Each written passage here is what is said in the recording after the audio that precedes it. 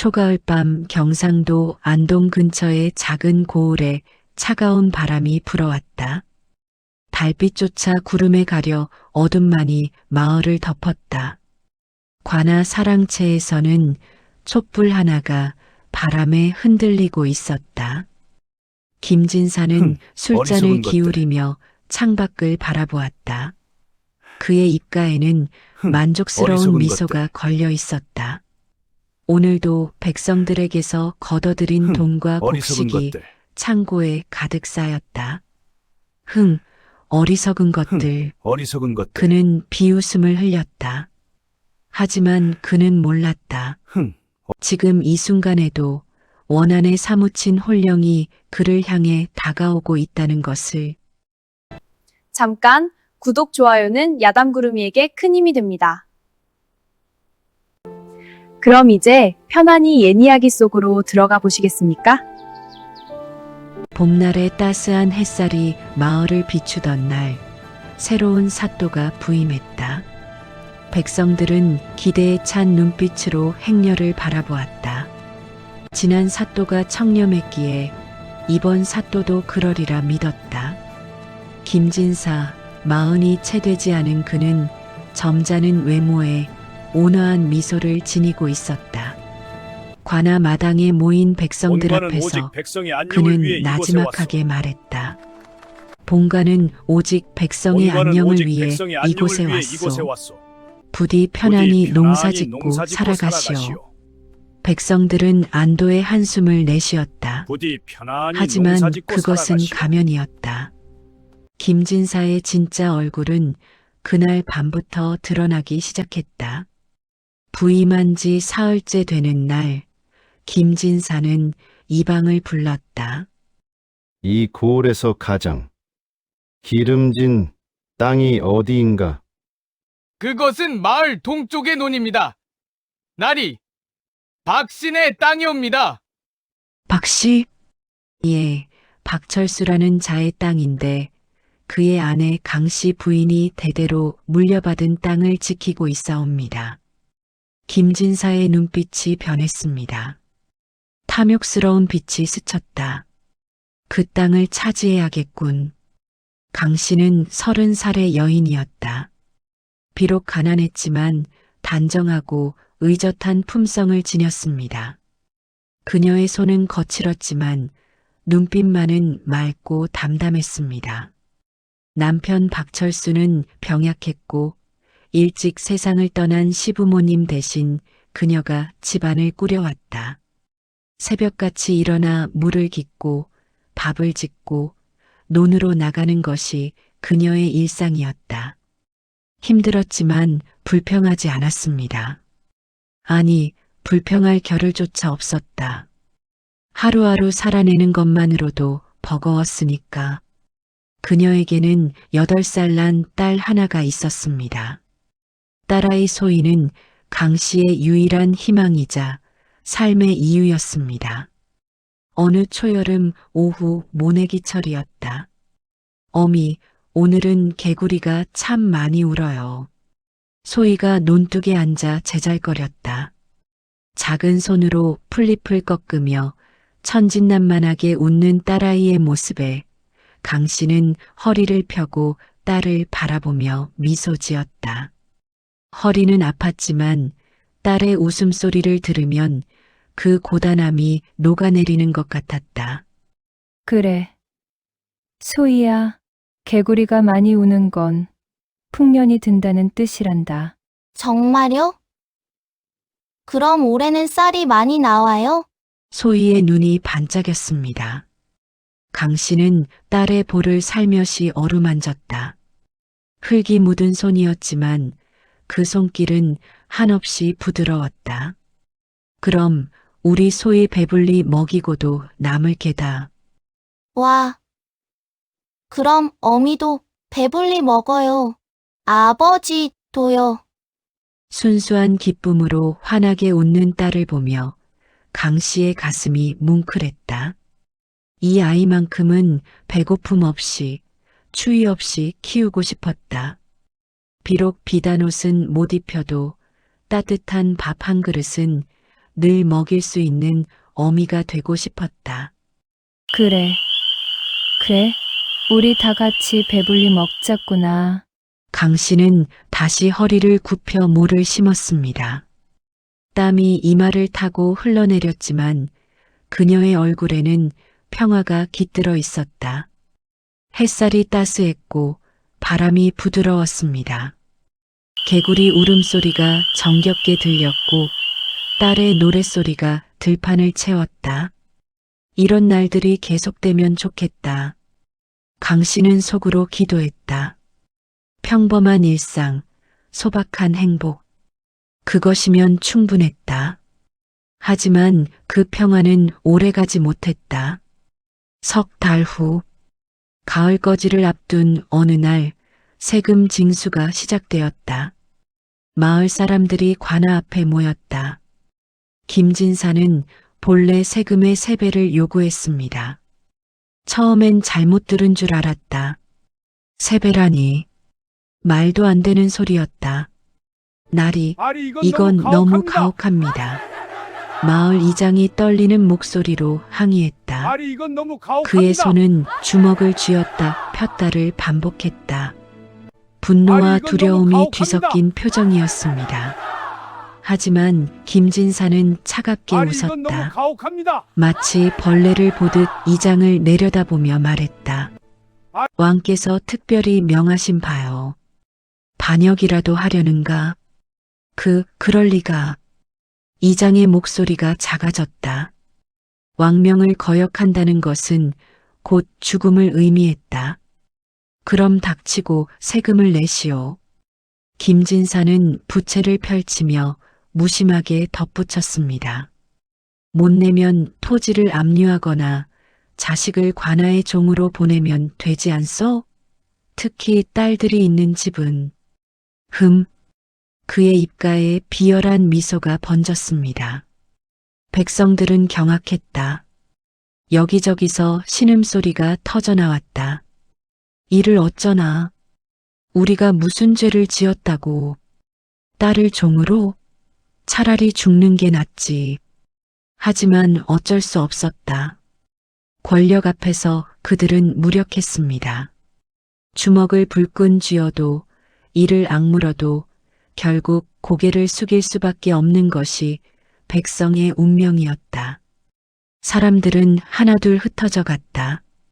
절망에 찬 얼굴들, 눈물을 삼키는 여인들, 분노를 사기는 남정네들. 사흘 후, 강 씨의 집에도 징수관들이 찾아왔다. 대문을 거칠게 두드리는 소리에 강 씨는 가슴이 철렁 내려앉았습니다. 병든 남편은 방 안에서 기침을 하고 있었고 소희는 어미의 치맛자락을 꼭 붙잡았다. 강 씨 부인, 세금을 내시오. 징수관의 목소리는 차갑고 무뚝뚝했습니다. 강 씨는 떨리는 손으로 대문을 열었다. 저희는 이미 봄에 다냈습니다. 지금은 가을이오. 추가 세금을 내야 하오. 추가 세금이라니요? 그런 법이 어디? 강 씨의 목소리가 떨렸다. 불안과 분노가 뒤섞인 감정이 가슴을 조였다. 징수관은 냉소를 지었다. 마치 개미를 짓밟듯 무심한 표정으로 말했습니다. 나리의 명이요. 3일 안에 쌀 5가마를 바치시오. 못 내면 이 논을 압류하겠소.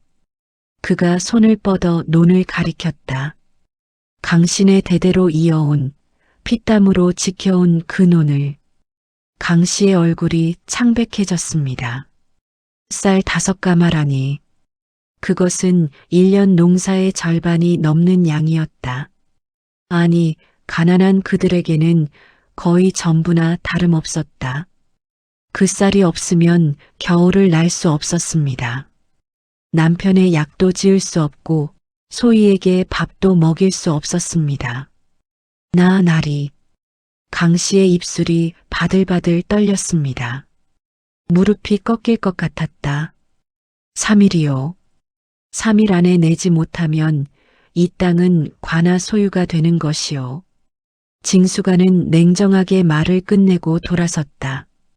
강 씨는 그 자리에 멍하니 서 있었습니다. 다리에 힘이 풀렸다. 눈앞이 아찔했다. 귀에서는 윙윙거리는 소리가 났습니다. 어미. 소희가 불안한 목소리로 불렀다. 그 작은 목소리에 강 씨는 정신을 차렸습니다. 괜찮다, 소희야.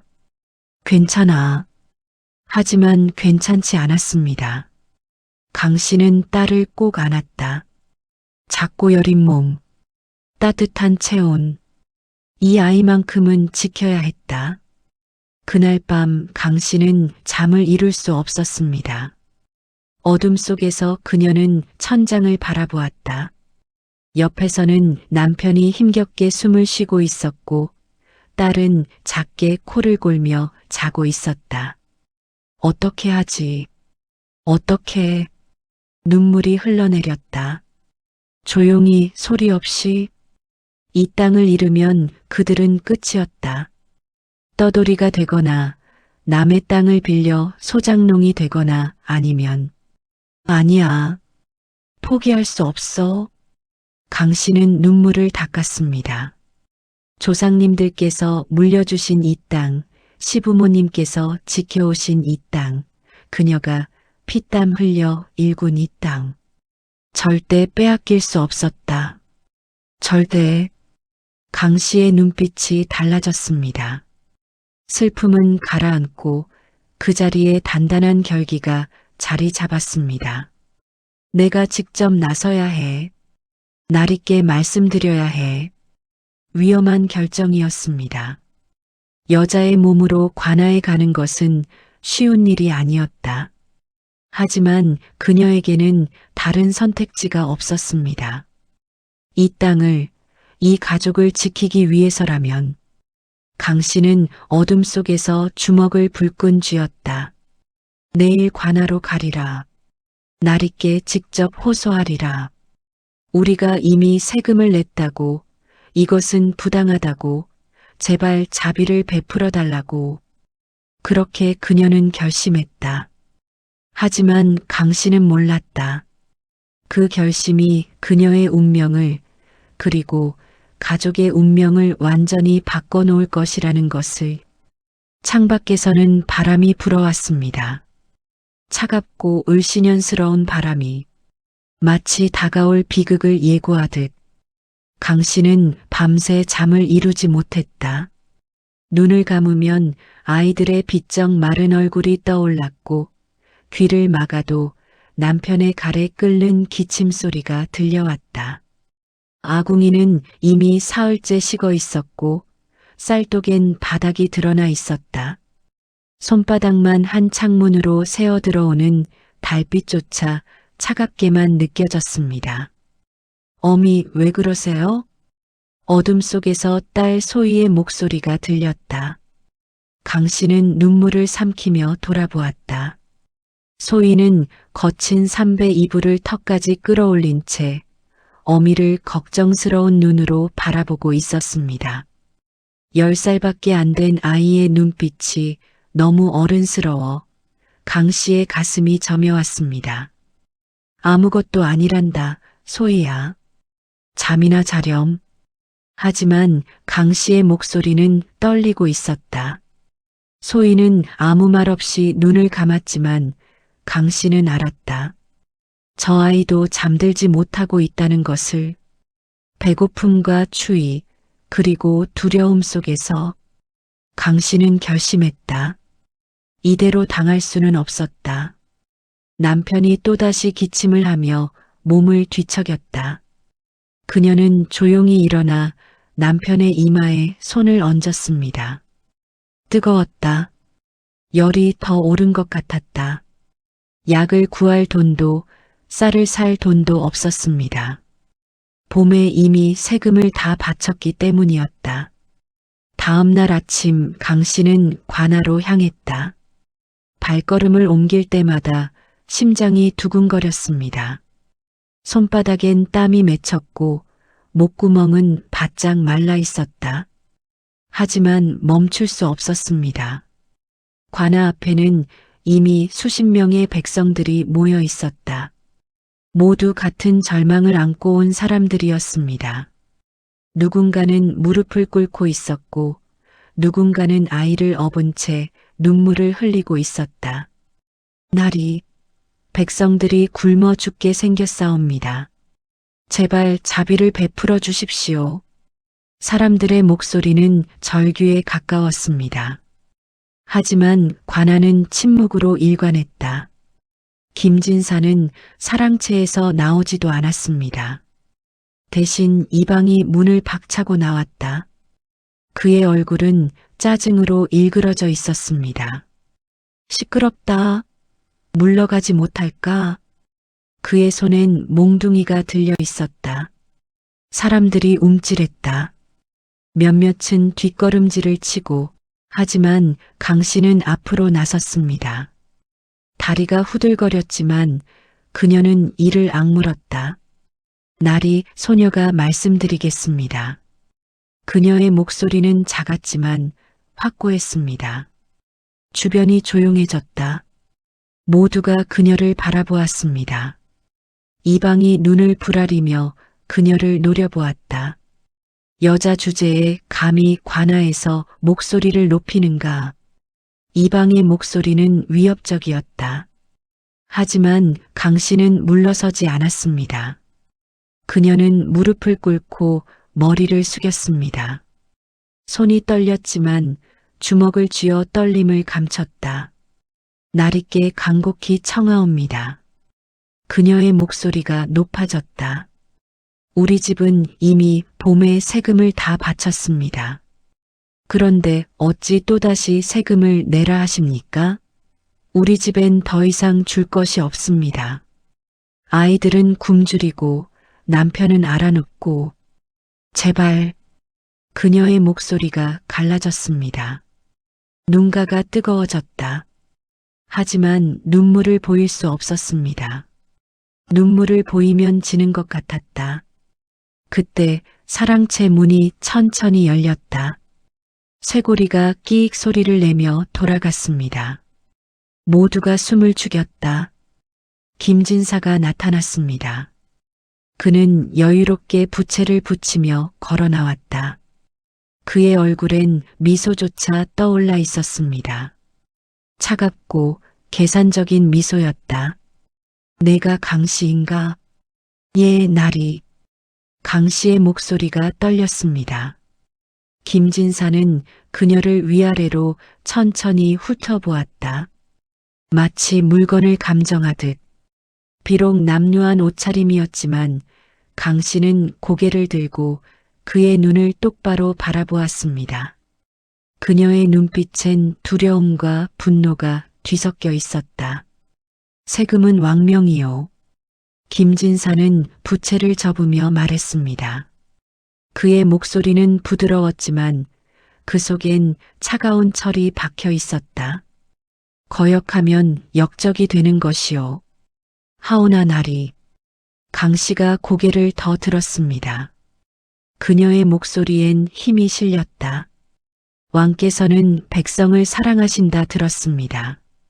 백성을 굶겨 죽이라는 명을 내리실 리 없습니다. 순간 김진사의 눈빛이 차갑게 식었습니다. 부채가 멈췄다. 그의 입가에 미소가 사라졌다. 주변의 공기가 얼어붙는 것 같았습니다. 감히. 그의 목소리는 낮게 깔렸다. 감히 내 말을 거짓이라 하는가? 소녀는 다만 진실을 말씀드릴 뿐입니다. 강 씨의 목소리도 굳어졌습니다. 그녀는 이제 돌아갈 수 없다는 것을 알았다. 여기서 물러서면 가족은 굶어 죽을 것이다. 김진사가 차가운 웃음을 흘렸다. 그것은 웃음이라기보다 비웃음에 가까웠습니다. 좋다. 그럼 증거를 대라. 내가 세금을 냈다는 증거를. 강 씨는 떨리는 손으로 품을 더듬었습니다. 손끝이 차가웠습니다. 마침내 그녀는 접힌 종이를 꺼냈다. 봄에 받은 세금 납부 증명이었다. 남편이 소중히 간직하라며 건넨 그 종이. 그녀는 두 손으로 그것을 받쳐들었습니다. 이것이 증거입니다. 김진사는 천천히 그 종이를 받아들었다. 펼쳐보지도 않았습니다.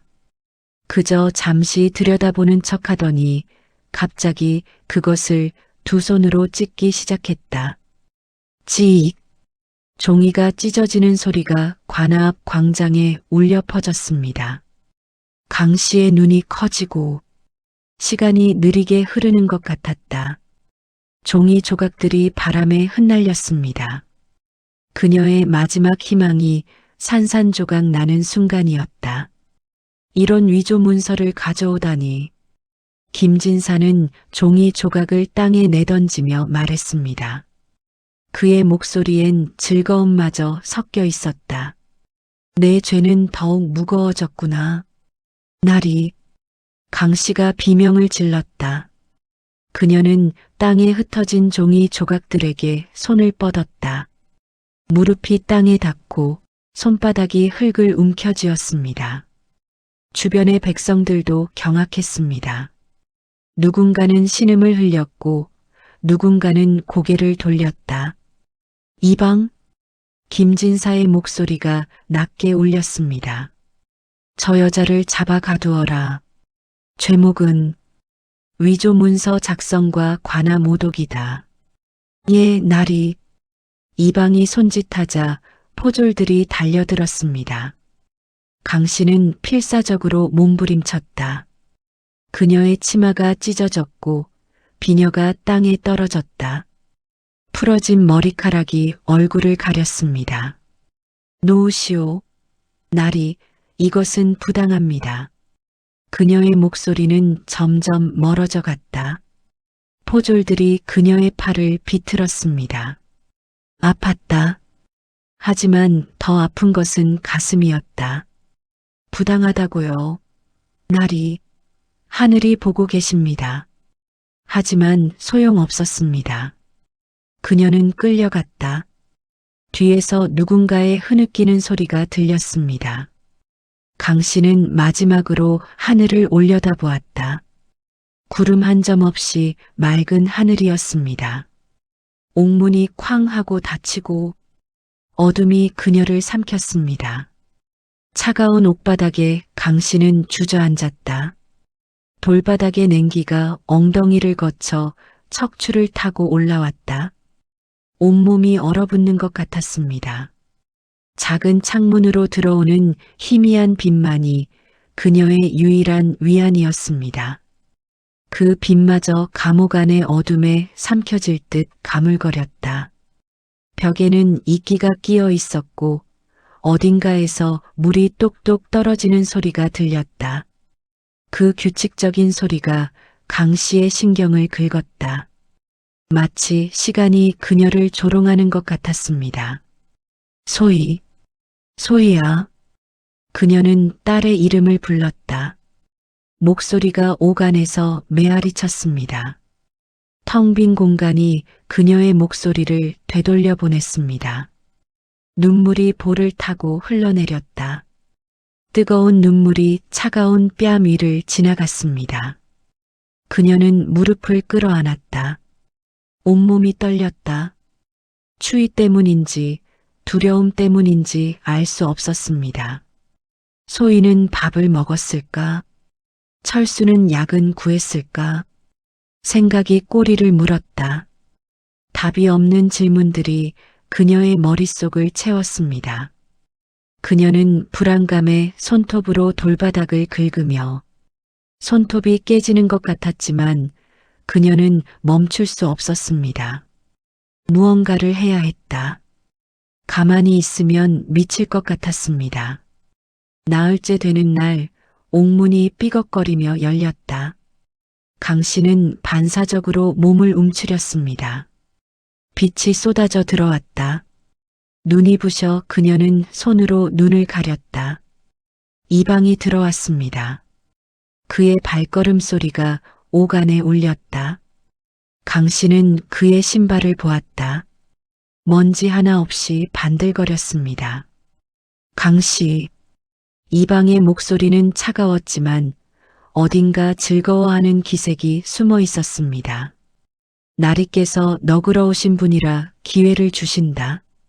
강 씨는 천천히 고개를 들었습니다. 목이 뻣뻣했다. 나흘 동안 제대로 움직이지 못한 탓이었다. 이방의 얼굴이 보였습니다. 그는 웃고 있었지만 그 웃음은 따뜻하지 않았다. 무슨 말씀이십니까? 강 씨의 목소리는 쉬어 있었습니다. 물 한 모금 마시지 못한 탓에 목구멍이 갈라지는 것 같았다. 이방은 품에서 종이 한 장을 꺼냈습니다. 펼쳐서 그녀 앞에 내밀었다. 토지 문서였다. 강 씨는 그것을 보는 순간 온몸에 소름이 돋았습니다. 토지 문서에 도장을 찍어라. 그럼 풀어주시겠다. 그의 목소리는 부드러워지만 하지만 그 부드러움이 더 소름 끼쳤습니다. 마치 독이 든 꿀처럼. 강 씨는 고개를 저었다. 천천히 단호하게. 그 땅은 시댁에서 대대로 물려받은 땅입니다. 그녀의 목소리가 떨렸습니다. 하지만 멈추지 않았습니다. 제가 함부로 할 수 없습니다. 이방의 눈빛이 변했다. 부드러움이 사라지고 차가운 분노가 그 자리를 채워졌습니다. 그는 혀를 찼다. 어리석은 것. 그가 한 발짝 다가섰다. 강 씨는 뒷걸음질을 치며 등이 차가운 벽에 닿았다. 더 이상 물러날 곳이 없었습니다. 내 목숨이 더 중한가, 땅이 더 중한가. 이방이 종이를 흔들었다. 종이가 바스락거리는 소리가 유난히 크게 들렸습니다. 강 씨는 입술을 깨물었다. 그녀는 이방을 똑바로 쳐다보았습니다. 그 땅이 없으면. 그녀의 목소리가 갈라졌다. 눈물을 흘리며 그녀는 말을 이었다. 저희 가족은 굶어 죽습니다. 차라리 제가 죽겠습니다. 순간 침묵이 흘렀다. 이방은 그녀를 한참 동안 내려다보았습니다. 그의 눈엔 믿을 수 없다는 표정이, 이어서 조롱이, 그리고 분노가 스쳐 지나갔습니다. 그래. 이방의 얼굴이 일그러졌습니다. 그는 종이를 구겼다. 바스락. 그 소리가 강 씨의 심장을 찔렀습니다. 그럼 고통을 맛보아라. 그는 뒤도 돌아보지 않고 나갔습니다. 옥문이 쾅 하고 닫혔다. 그 소리가 강 씨의 귀를 울렸다. 그날부터 고문이 시작되었습니다. 포졸들이 들어와 그들은 강 씨를 질질 끌고 나갔다. 강 씨는 발버둥 쳤지만 소용없었습니다. 그녀의 팔이 뒤로 꺾이고 비명을 지르고 싶었지만 이를 악물었다. 마당 한가운데로 끌려갔습니다. 다른 죄수들이 지켜보고 있었다. 그들의 눈빛엔 동정과 두려움이 뒤섞여 있었습니다. 누군가는 고개를 돌렸다. 엎드려라.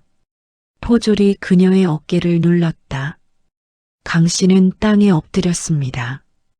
뺨에 차갑고 거친 자갈이 닿고 흙냄새가 코를 찔렀습니다.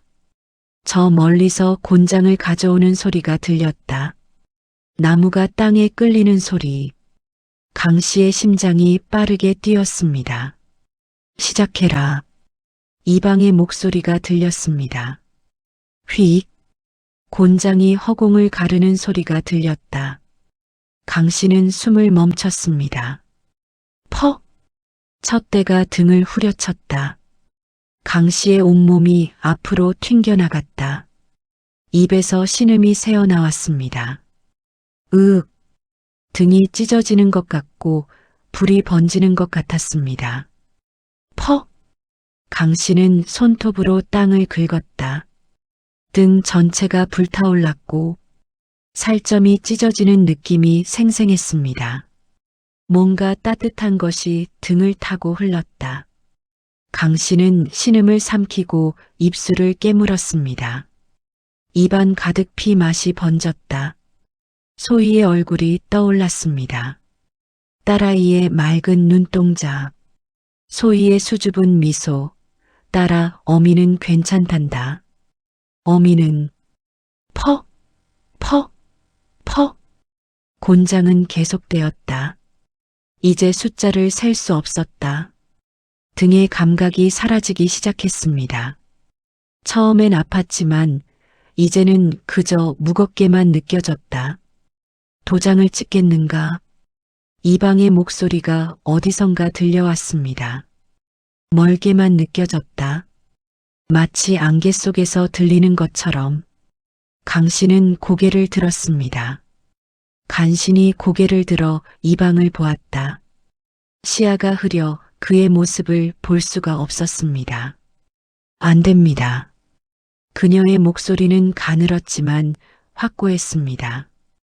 이 완고한 것, 이방의 고함이 들렸다. 그리고 다시 퍽, 퍽, 퍽. 곤장은 계속되었다. 철수, 미안하오. 당신과 약속한 땅을 지키지 못해. 아니, 지킬 것이다. 반드시. 강 씨의 의식이 흐려졌습니다. 하지만 그녀는 끝까지 버텼다. 눈을 감지 않고 정신을 놓지 않았습니다. 소희를 위해서, 철수를 위해서, 그리고 자신을 위해서. 보름째 되는 날 강 씨는 옥바닥에 웅크린 채 누워 있었습니다. 등의 상처에서는 아직도 진물이 흘렀고 옷은 피와 고름으로 범벅이 되어 있었다. 조금만 움직여도 찢어진 살이 당겨 숨이 막혔다. 그녀는 천천히 숨을 들이쉴 때마다 갈비뼈가 아팠다. 그때 옥바깥에서 어린아이의 울음소리가 들렸습니다. 어미, 어미. 강 씨의 눈이 번쩍 떠졌다. 그 목소리, 세상 어디서든 알아들을 수 있는 목소리. 심장이 쿵 내려앉았다. 소희였다. 소희야. 강 씨는 비틀거리며 일어나려 했으나 몸이 바닥에서 떨어지지가 않았다. 온몸이 비명을 질렀다. 등의 상처가 벌어지는 느낌이고 따뜻한 것이 등을 타고 흘러내렸다. 하지만 그녀는 멈출 수 없었다. 딸의 목소리가 들리는데 어찌 가만히 있을 수 있겠는가. 겨우 벽을 짚으며 후들거리는 다리를 질질 끌며 소리나는 창가를 향해 기어갔다. 며칠간 제대로 먹지 못한 탓에 힘이 하나도 없었다. 한 걸음, 두 걸음. 창문까지 가는데 영겁의 시간이 걸렸다. 어미, 왜 안 나오세요? 어미. 딸아이의 목소리가 점점 가까워지고 울음이 섞여 있었다. 목이 쉰 것이 오래 온 것 같았다. 강 씨는 간신히 창문에 도착해 떨리는 손으로 창살을 잡았다. 녹슨 쇠가 손바닥을 찔렀지만 손바닥보다 가슴이 찔린 것처럼 아파왔다. 창살 사이로 바깥을 내다보았습니다. 10살짜리 아이는 관아 마당 한가운데 서서 어미를 불렀다. 머리는 산발이었고 옷은 너덜너덜하고 소희의 얼굴은 울음으로 범벅이 되어 흐느끼며 떨렸다. 소희야. 강 씨는 가늘고 떨리는 목소리로 소희를 불렀다. 하지만 소희는 그것을 들었다. 어미, 어미. 소희가 그 소리를 듣고 옥문 쪽으로 달려와 창문 아래에 멈춰섰다. 고개를 들어 위를 올려다보았다. 어미, 거기 계세요? 그래, 소희야. 어미가 여기 있단다. 강 씨는 창살을 더 세게 움켜쥐었다. 손에 힘을 주니 상처에서 피가 배어나왔다. 소희야, 울지 마라. 어미는 어미는 괜찮단다. 온몸이 부서지는 것 같았고 숨 쉬는 것조차 고통스러웠지만 하지만 딸 앞에서 약한 모습을 보일 수 없었습니다. 어미, 소희의 목소리가 더 떨렸다. 아버지가 많이 아프세요. 기침이 멈추지 않고 피까지 토하세요. 약을 지어야 하는데. 소희는 울먹이며 말을 이었다. 돈이 없어요. 어미 어떡해요? 강 씨의 눈에서 눈물이 쏟아졌습니다. 뜨거운 눈물이 볼을 타고 턱으로, 목으로 흘러내려 옷깃을 적셨다. 미안하다, 소희야. 그녀의 목소리는 울음이 목을 막으며 갈라졌다. 어미가 미안하구나. 어미는 언제 나오세요? 아버지가 어미를 찾으세요. 매일 밤 어미 이름을 부르시면서 소희의 목소리가 점점 작아졌습니다. 울어요. 강 씨는 창살에 이마를 기댔다. 차가운 쇠창살에 이마를 박으며 눈을 감았다. 눈물이 멈추지 않았습니다. 철수 당신까지 그러면 안 돼요. 소희야, 들어라. 강 씨는 떨리는 목소리로 말했습니다. 아버지께 약을 꼭 드려야 한다. 돈은. 하지만 그녀는 말을 잇지 못했다. 그때 이 방의 고함이 질었다. 포조라. 저 계집애를 쫓아내지 않고 무엇 하느냐? 강 씨는 창살을 더 세게 움켜쥐었다. 안 돼. 포졸들이 달려와 소희의 여린 팔을 잡아당겼다. 소희가 비명을 질렀습니다. 싫어요. 어미. 손대지 마라. 내 딸에게 손대지 말라고. 강 씨는 절규하며 소리를 질렀습니다. 포졸이 소희의 팔을 붙잡았다. 소희는 어미를 부르며 발버둥 쳤다. 작은 팔이 공중에서 휘둘르며 발로 포졸을 찼다. 하지만 아이의 힘으로 어찌하겠는가. 어미. 소희가 끌려갔다. 발이 땅에 질질 끌렸고 신발 한 짝이 벗겨졌다. 소희야. 강 씨는 창살을 붙잡고 절규했습니다. 손에서 피가 흘렀지만 강 씨는 창살을 붙잡은 채로 무릎이 바닥에 닿았지만 손은 여전히 창살을 잡고 놓을 수 없었다. 놓으면 소희와의 마지막 연결도 끊어지는 것 같았어. 소희야. 그녀는 딸의 이름을 되뇌이며 쉴 새 없이 눈물이 바닥에 떨어졌다. 얼마나 그렇게 있었을까. 해가 지고 어둠이 찾아왔다. 차가운 밤 공기가 창문으로 스며들었고 온몸에 피가 다 빠져나가는 것 같았다. 비틀거리며 옥 안쪽으로 돌아오는데 한 걸음 걸을 때마다 세상이 흔들렸습니다. 바닥이 솟아올랐고 아니야. 조금만 더. 하지만 다리가 꺾였다. 강 씨는 그대로 쓰러졌습니다. 옆구리가 바닥에 부딪혀 아팠지만 일어날 힘이 없었다. 차가운 옥바닥에 누워 하염없이 눈물이 흘러내렸습니다.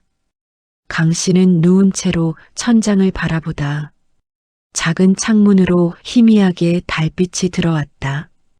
그 빛이 흔들리고 있었다. 아니, 그녀의 시야가 흔들리는 것이었습니다. 소희야, 미안하구나. 의식이 흐려지며 온몸이 얼어붙는 것 같이 감각이 없어지고 이빨이 딱딱 부딪혔습니다. 남편의 얼굴이 떠올랐습니다. 건강했던 시절의 모습, 밭에서 일하며 웃던 모습, 소희를 안고 높이 들어올리던 모습. 당신 부디 말하고 싶었지만 목에서 소리가 나오지 않았습니다. 소희의 얼굴이 떠올랐다. 태어났을 때의 모습, 첫걸음을 뗄 때의 모습, 어미라고 처음 불렀을 때의 모습, 어미가 너를 지켜주지 못해서 눈물이 또 흘렀지만 이제 눈물조차 말라가고 있었습니다. 강 씨는 떨리는 입술을 움직였다.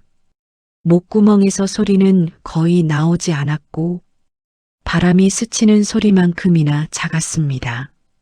김진사, 그녀는 이를 악물었다.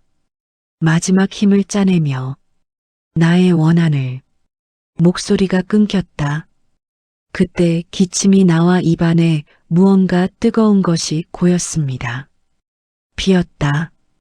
잊지 마라. 그것이 그녀의 마지막 말이었습니다. 눈꺼풀이 무거워졌다.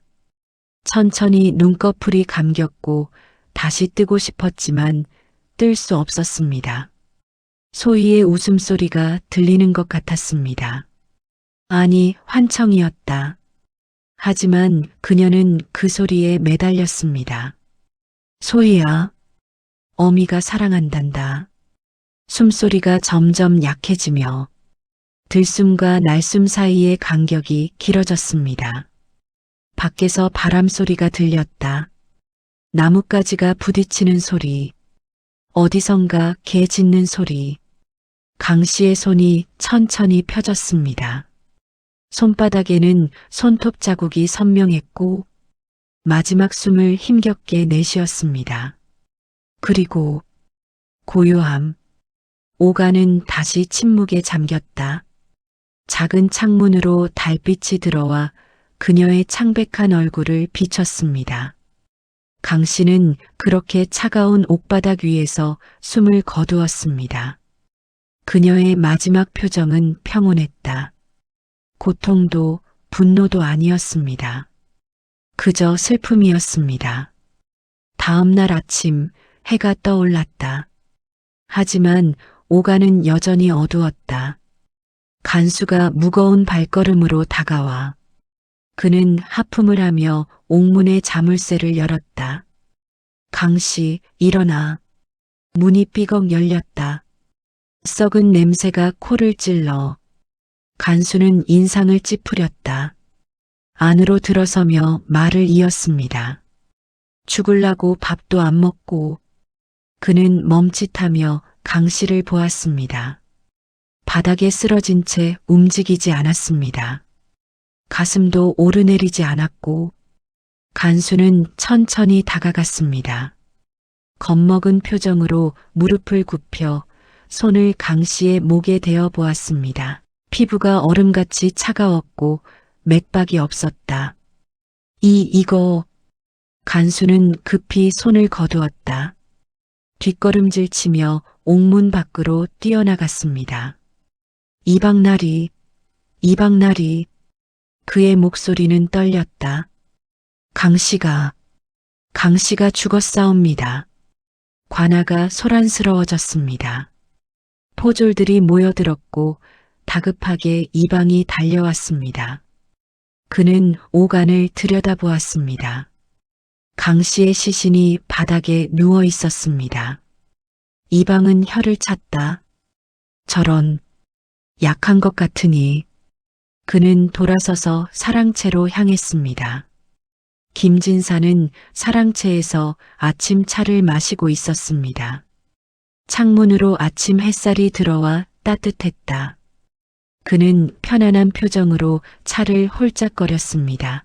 나리. 이방이 들어와 고개를 숙였습니다. 강씨가 옥에서 죽었사옵니다. 김진사는 차잔을 내려놓았다. 천천히. 도자기가 탁자에 닿는 소리가 작게 울렸디. 그는 이방을 쳐다보았으나 표정에는 아무런 변화가 없었습니다. 죽었다고? 예, 나리. 김진사는 잠시 생각하는 듯 했다. 손가락으로 탁자를 툭툭 두드리며 그리고 말했다. 허약한 것 같으니. 그는 다시 차를 들고 한 모금 마셨습니다. 시체는 마을 밖에 내버려라. 차가운 목소리였습니다. 마치 날씨를 말하듯, 아니, 벌레 한 마리를 처리하는 것처럼. 예, 나리. 이방은 물러났다. 강 씨의 시신은 거적대기에 말려 끌려 나왔습니다. 포졸들이 양쪽에서 거적을 잡고 질질 끌어서 마을 공동묘지 한 구석에 내던져졌다. 그 순간 거적이 풀리며 강 씨의 시신이 드러났습니다. 눈은 반쯤 떠져 있었고 입가에는 검붉은 피가 말라붙어 있었다. 등에는 곤장 자국이 선명했다. 찢어진 살, 멍든 피부. 포졸들은 고개를 돌렸습니다. 누군가는 침을 뱉었다. 역적의 몸뚱이 같으니 그들은 그대로 떠났습니다. 시신은 그렇게 버려졌습니다. 해가 중천에 올랐을 때 비틀거리는 발걸음 소리가 들렸습니다. 박철수였다. 그는 지팡이를 짚고 몸이 휘청거렸습니다. 얼굴은 창백했고 입술은 핏기가 없는 얼굴로 기침을 하며 걸어왔다. 한 걸음 걸을 때마다 숨이 턱까지 찼습니다. 그의 뒤로 소희가 따라왔다. 아이는 아버지의 옷자락을 붙잡고 얼굴은 눈물로 얼룩져 있었습니다. 박철수는 아내의 시신을 보았습니다. 순간 지팡이가 땅에 떨어지며 둔탁한 소리가 났다. 여보. 그의 목소리는 바람처럼 가늘었다. 여보. 그는 비틀거리며 다가갔습니다. 무릎을 꿇고 아내의 손을 잡았습니다. 여보. 여보.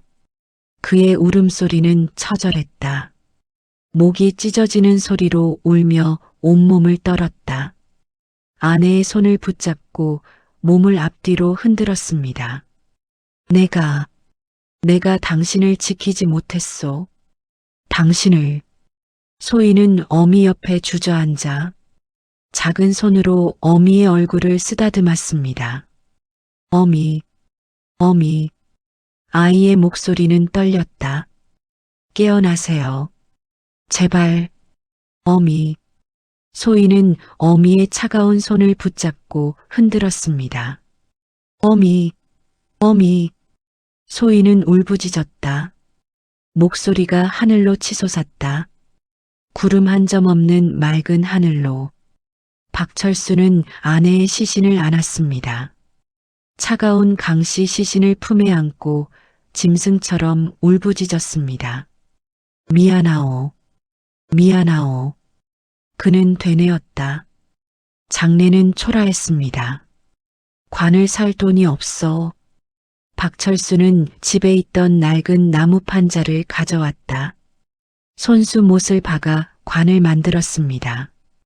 손이 떨려 못이 빗나가 손가락을 찧어 손에 피가 흘러도 그는 멈추지 않았다. 관은 비뚤었고 틈새가 보였지만 그것이 최선이었다. 박철수는 미안하다고 중얼거렸습니다.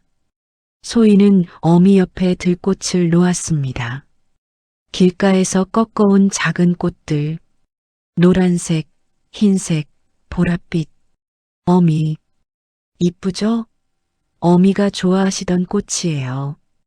관 뚜껑을 닫고 못을 박았다. 그 소리는 박철수의 가슴에도 못을 박았습니다. 박철수가 삽질로 무덤을 팠다. 그때 기침이 나와 피를 토했지만 멈출 수가 없었습니다. 소희도 작은 손으로 흙을 퍼냈다. 관을 구덩이에 내리고 천천히 흙으로 덮었다. 초라한 무덤이 만들어졌습니다. 박철수와 소희는 무덤 앞에 말없이 한참을 앉아 있었습니다. 어느새 해가 기울고 노을이 하늘을 붉게 물들였다. 그날 밤 보름달이 떠올랐다. 하늘은 맑았지만 공기는 무거웠다. 마을은 조용하게 잠들었고 개들도 짖지 않았다. 자정이 지났을 때 강 씨의 무덤에서 이상한 일이 일어났습니다. 흙이 움직이는 것 같았다. 아니, 실제로 움직였다. 미세하게. 마치 숨을 쉬듯. 처음에는 안개처럼 뿌연 무언가 흘러나오는 것 같더니 빛이 점점 커졌다. 그리고 무덤에서 큰 푸른빛이 솟아올랐습니다. 무덤 전체를 감싸며. 그리고 여인의 통곡 소리가 들렸다. 아, 소름 끼치는 소리였다. 죽은 자의 울음, 원수를, 목소리가 바람을 타고 퍼졌다. 반드시 갚으리라. 그 울음소리에 마을 사람들이 잠에서 깨어 문을 열고 내다보았습니다. 공동묘지 쪽에서 푸른 빛이 보였다. 저게 뭐야? 누군가 속삭였다. 도깨비 불인가? 아니야. 저건. 사람들은 문을 걸어 잠그고 이불을 뒤집어 쓰고 귀를 막았다. 하지만 소리는 계속되었다. 원수를 반드시. 다음 날 아침 마을 사람들은 모여들어 웅성거렸다. 어젯밤 그 소리 들었소? 푸른 불빛도 봤소? 강 씨의 무덤에서 원기가 된 게 틀림없소. 무당 박 씨가 불려왔습니다. 그녀는 무덤을 보자마자 얼굴이 굳었다. 이건. 그녀는 중얼거렸다. 무덤 주변을 천천히 돌며 눈을 감고 땅을 만져보고는 몸이 부르르 떨렸다. 이것은 보통 원한이 아닙니다. 박 씨가 말했다. 억울하게 죽은 홀령이 떠돌고 있어요. 한이 너무 깊습니다. 누군가가 큰 화를 입을 것입니다. 박 씨는 구판을 벌였습니다. 방울을 흔들며 큰 소리로 주문을 외웠다. 억울한 혼이여, 길을 찾으시오. 한을 풀고 가시오. 하지만 소용없었다. 푸른 빛은 사라지지 않았습니다. 안 됩니다.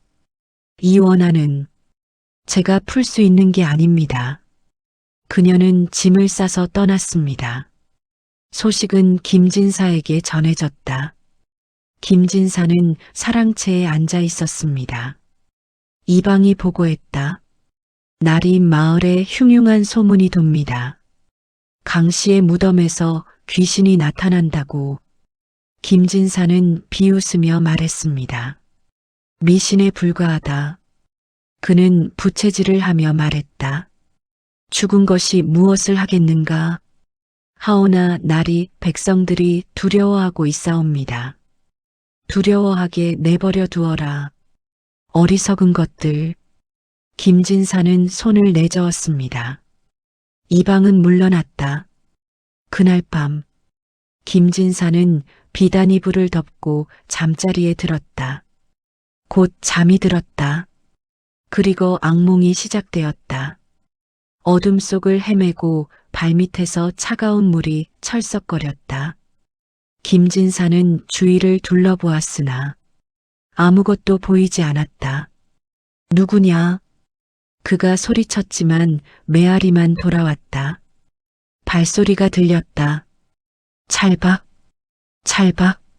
물을 밟는 소리가 점점 가까워지고 두려움에 떨며 고개를 숙였다.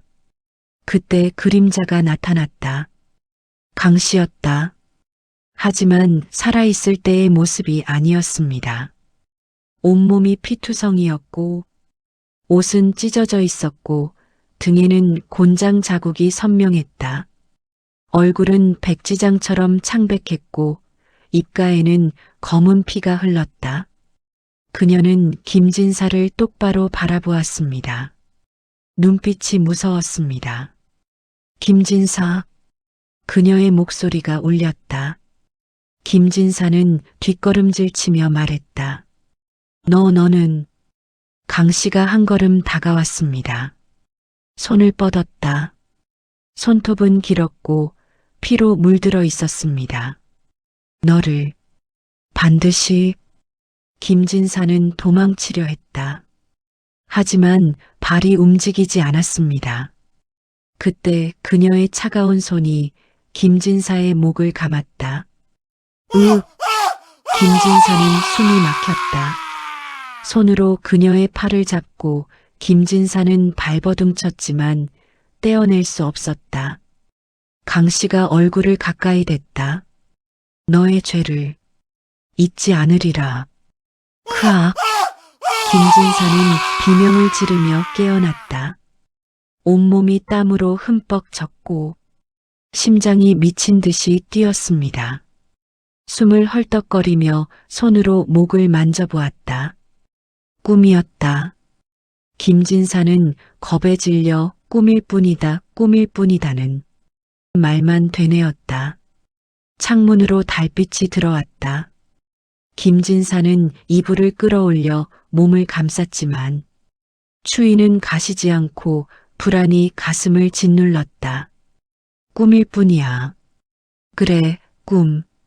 하지만 목에서는 아직도 그녀의 차가운 손길이 느껴지는 것 같았습니다. 김진사는 그날 밤 다시 잠들지 못했다. 강 씨가 죽은 지 한 달 후, 김진사의 저택은 여느 때와 같았다. 하인들은 마당을 쓸었고 부엌에서는 아침밥을 짓는 연기가 피어올랐다. 평온했다. 적어도 겉으로는. 그날 아침 대문을 지키던 하인이 비명을 질렀습니다. 나리, 이게 무슨... 김진사가 급히 나오고 이방도 따라왔다. 그들은 대문 앞에서 멈춰서서 하인이 겁에 질려 가리키는 곳을 바라봤다. 대문에 붉은 글씨가 새겨져 있었다. 붉은 글씨로 원수를 갚으리라. 글자는 선명했습니다. 마치 방금 쓴 것처럼 붉은색이 아직 젖어 있는 것처럼 보여 김진사는 손을 뻗어 글자를 만져보았습니다. 손가락에 붉은 것이 묻어 코에 대어보니 피었다. 누가 감히... 그의 목소리는 낮게 깔며 누가 감히 장난을 치는가. 그는 주위를 둘러보았다. 하인들이 움찔하며 모두 고개를 숙였다. 잡아내라. 당장. 예. 나리. 하인들이 대문을 물로 닫기 시작했다. 하지만 완전히 지워지지는 않고 붉은 자국이 희미하게 남았다. 다음 날 아침 하인이 또 비명을 질렀다. 날이 또 생겼습니다. 김진사가 달려나왔어 대문을 보니 글씨가 다시 나타나 있었습니다. 어제보다 더 선명했다. 원수를 갚으리라. 피로 쓴 것처럼 붉었습니다. 김진사의 입가가 떨렸으며 주먹을 꽉 쥐었다.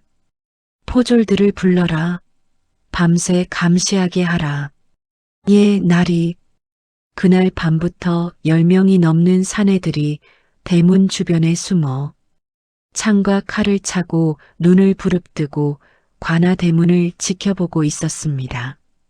바람 한 점 없이 고요밤 달이 떠올랐다. 숨소리조차 조심하며 눈을 깜빡이지 않으려 애썼다. 그때 갑자기 차가운 바람이 불었습니다. 포졸들의 등골이 오싹해졌다. 누군가 뒤를 돌아보니 아무것도 없었다. 다시 대문을 보았는데 대문이 깨끗했다. 시간이 얼마나 흘렀을까? 포졸들은 내려오는 눈꺼풀을 억지로 밀어올리며 잠과 사투를 벌리고 있었습니다. 잠들지 마. 옆에 포졸이 팔꿈치로 찔렀다. 아, 알았다. 새벽녘. 하늘이 희끄무레하게 동이 트기 시작했다. 포졸들은 안도의 한숨을 쉬며 아무 일도 없었구나. 그들은 자리에서 일어났습니다. 대문을 향해 걸어가다가 그대로 멈추었습니다. 대문에 글씨가 있었다. 원수를 갚으리라. 선명한 붉은 글씨. 이럴 수가. 포졸들은 경악했습니다. 내가 봤나? 아니, 난 계속 보고 있었는데. 나도 한 번도 눈을 떼지 않았어. 하지만 글씨는 거기 있었다. 방금 쓴 것처럼 생생하게. 포졸들은 공포에 떨었습니다. 김진사에게 보고가 올라갔습니다. 그는 분노 속에 두려움이 섞여 있었다. 계속 감시하라. 더 많은 인원을 배치하라. 하지만 소용없었습니다. 매일 밤 글씨는 나타났다. 아무리 지워도 아무리 감시해도 원수를 갚으리라. 일주일쯤 지났을 때부터 이상한 소리가 들리기 시작했습니다. 한밤중이었다.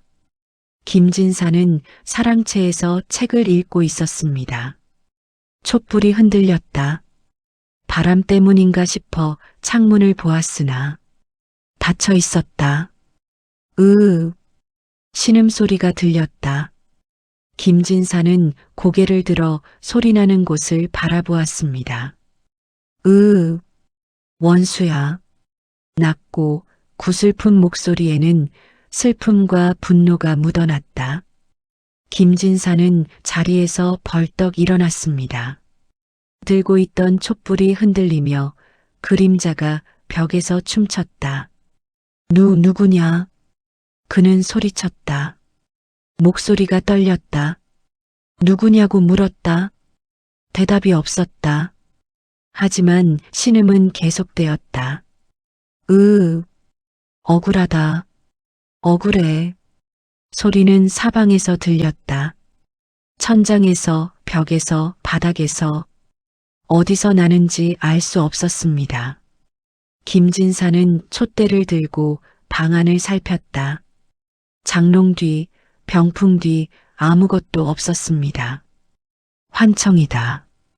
그래, 환청. 그는 중얼거렸다. 하지만 소리는 멈추지 않았습니다.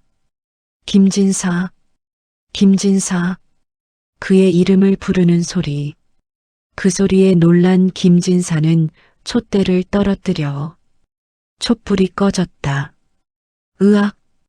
그는 비명을 지르며 문을 박차고 마당으로 뛰어나갔습니다. 하인들이 놀라 달려왔습니다. 나리, 무슨 일이십니까? 김진사는 숨을 헐떡이며 온몸이 땀으로 젖어 있었습니다. 소리가 들렸다. 무슨 소리 말씀이십니까? 하인들은 서로를 쳐다보았다. 아무도 소리를 듣지 못했습니다. 여인의 신음소리, 날이 아무 소리도 들리지 않았는데요. 김진사는 사랑채를 돌아보았으나 어둠 속에 잠겨 있었다. 내가 잘못 들었나? 하지만 그날 밤부터 소리는 매일 들렸습니다. 한밤중마다 정확히 자정에 원수야.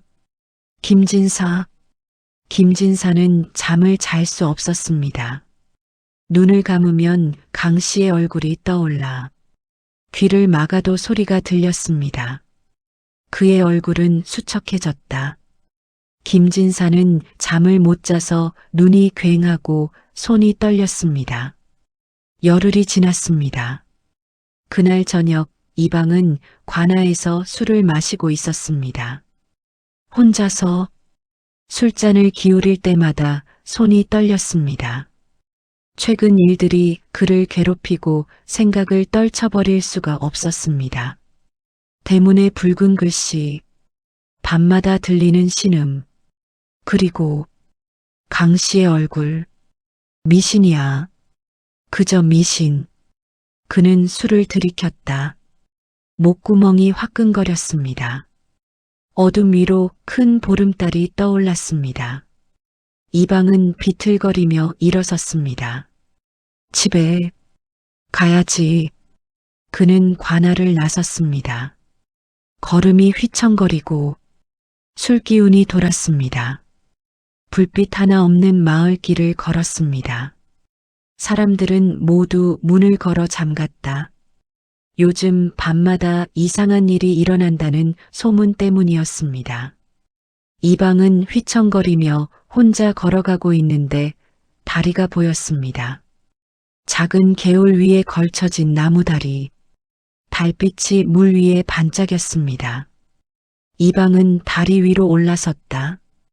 발밑에서 나무가 삐걱거리고 한가운데쯤 왔을 때였습니다. 바람이 불었다. 차가운 바람. 등골이 오싹해 이방은 걸음을 멈췄습니다. 앞에 누군가 서 있었습니다. 여인이었다. 흰 옷을 입고 긴 머리카락이 등까지 늘어져 있었습니다. 머리를 숙이고 있어 얼굴은 보이지 않았습니다. 누구냐? 이방의 목소리가 떨렸다. 술기운이 확 깼다. 여인은 대답하지 않고 움직이지도 않고 그저 서 있을 뿐. 길을 비켜라. 내가 누군지 아느냐? 이방이 소리쳤습니다. 하지만 목소리에 힘이 없었다. 여인이 천천히 움직이며 고개를 들었습니다. 달빛 아래 그녀의 얼굴이 드러났다. 얼굴은 핏기가 하나도 없이 창백했습니다. 입가에는 검은 피가 말라붙어 있었는데 눈은 붉게 충혈된 것이 아니라 완전히 붉었습니다. 이방나리, 그녀가 말했다. 목소리는 차갑고 낮았습니다. 이방은 한 걸음 뒤로 물러서며 다리 난간에 등이 닿았다. 너는 그가 손가락으로 가리켰습니다. 여인은 미소 지으며 하지만 그것은 미소가 아니었다. 입꼬리만 올라간 기괴한 표정이었습니다. 나를 기억하느냐? 맨발로 한 걸음 다가왔습니다. 발이 나무 판자에 닿았지만 소리가 나지 않았습니다. 강씨. 이방은 비명을 질렀습니다. 죽은 강씨였다. 하지만 살아있을 때의 모습이 아니었습니다. 얼굴은 일그러져 있었고 핏자국이 얼굴을 뒤덮었습니다. 찢어진 살, 멍든 피부. 옷은 피로 범벅이었습니다. 저리 가. 이방은 손을 내저었다. 내가 죽은 건 내 탓이다. 나는 명령을 따랐을 뿐이야. 강씨가 한 걸음 더 다가왔습니다. 눈빛이 더 붉어졌다. 너의 손에. 그녀의 목소리가 더 낮아졌습니다. 내가 죽었다. 곤장을 휘두른 것도 너. 도장을 강요한 것도 너. 이방은 뒷걸음질 치며 난간에 기댔습니다. 나무가 삐걱거렸다. 아니야. 그건 이제. 강씨가 손을 뻗었다. 손가락은 길었고 손톱은 검게 변해 있었습니다. 내 차례다. 으악. 이방은 비명을 질렀습니다. 뒤로 몸을 빼려 했으나 하지만 난간이 부러졌습니다. 딱!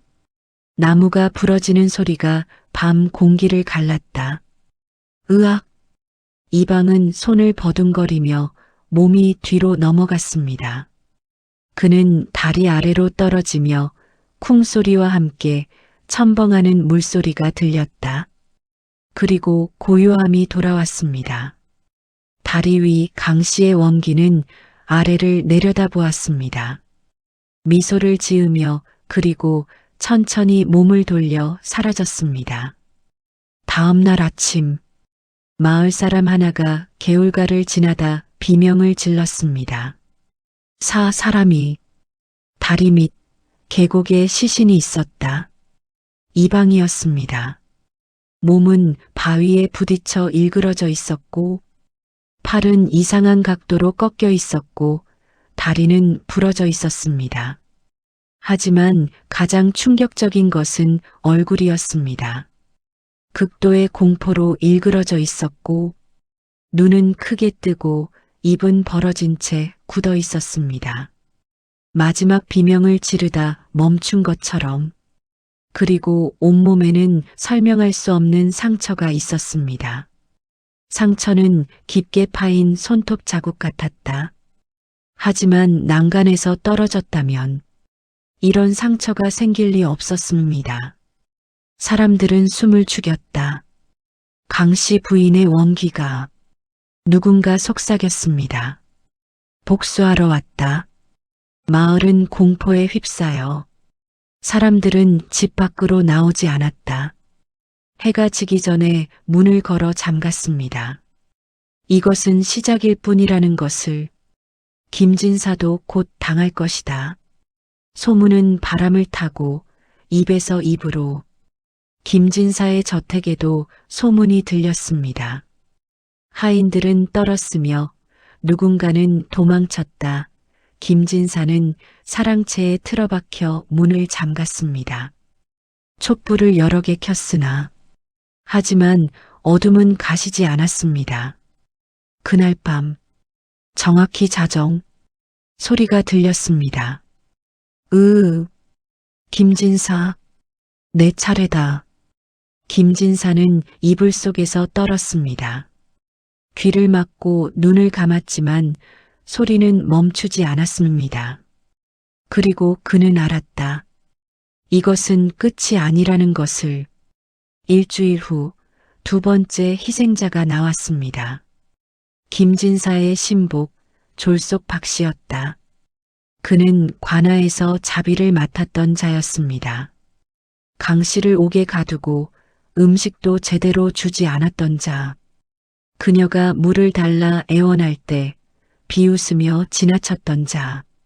그날 밤 박 씨는 집에서 저녁을 먹고 있었습니다.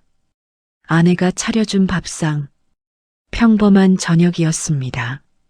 젓가락을 들어 밥을 집으려는 순간 손이 멈췄다. 밥그릇 안에 뭔가 있었습니다. 검은 머리카락이었다. 이게 뭐야? 박 씨는 젓가락으로 머리카락을 집어 올렸습니다. 밥그릇 가득 머리카락이 엉켜 있었다. 박 씨는 젓가락을 떨어뜨리며 자리에서 벌떡 일어났습니다. 여보, 이게 무슨... 아내가 달려왔습니다. 밥그릇을 보았다. 무슨 소리예요? 아무것도 없는데. 여기 이렇게... 박 씨가 가리켰다. 하지만 밥그릇은 깨끗했습니다. 머리카락은 없었다. 하얀 밥만 있을 뿐. 당신 어디 아파요? 아내가 걱정스럽게 물었습니다. 박 씨는 밥그릇을 다시 보았다. 정말 아무것도 없었습니다. 내가 잘못 본 건가? 그는 다시 앉았습니다. 떨리는 손으로 젓가락을 집어 다시 밥을 집으려 했습니다. 그때 등 뒤에서 숨소리가 들렸다. 거친 숨소리. 누군가 뒤에서 숨을 쉬고 있었다. 박 씨는 천천히 고개를 돌려보았으나 아무도 없었다. 하지만 숨소리는 계속되었습니다. 누구야? 박 씨가 소리쳤다. 벌떡 일어나 주위를 둘러보았으나 아내가 놀라 쳐다봤습니다. 여보, 왜 그래요? 숨소리가 들리지 않아? 무슨 숨소리요? 박 씨는 귀를 막았다. 하지만 소리는 멈추지 않았습니다. 오히려 더 크게 들렸습니다. 머릿속에서 울리는 것 같았다. 박 씨. 이번엔 목소리가 들렸습니다. 여인의 목소리. 낮고 원망스러운. 누구야? 누구냐고. 박 씨는 방 안을 뛰어다녔습니다. 등 뒤에 그녀가 서 있었다. 강 씨였습니다. 머리는 산발이었고 얼굴은 창백했습니다. 눈은 그를 똑바로 보고 있었습니다. 으악! 박 씨는 비명을 질렀다. 문설주를 잡고 몸을 지탱하며 허공을 향해 손가락을 가리키며 저기 강 씨가 있다고 소리질렀습니다. 아내가 그가 가리킨 곳을 봤지만 아무것도 없었습니다. 여보, 아무도 없어요. 하지만 박 씨에게는 보였다. 강 씨가 천천히 다가오고 있었습니다.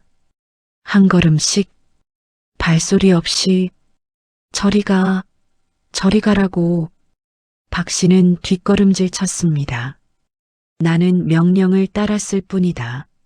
김진사가 시켜서 내 잘못이 아니야.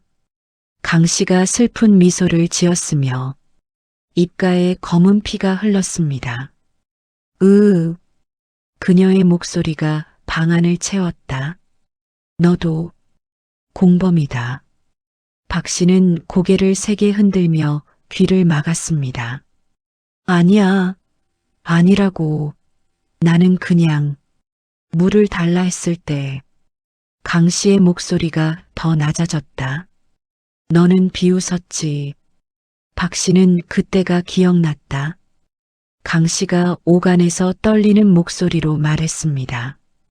물 한 모금만. 그는 비웃었다. 죽을 것이 무슨 물이 필요해?